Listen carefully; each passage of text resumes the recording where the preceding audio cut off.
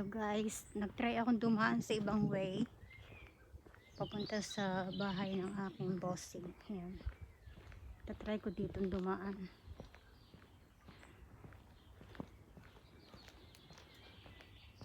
First time kong dumaan dito eh. Tignan guys. Ayan.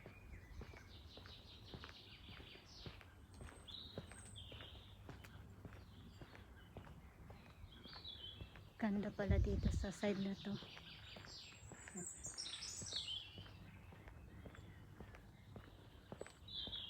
Sobrang ano na ngayon, madahon na. Kasi summer na ngayon. Dito ako dumaan sa shortcut. Try ko lang dumaan dito kung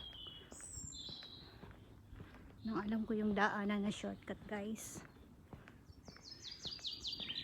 Tingnan nyo.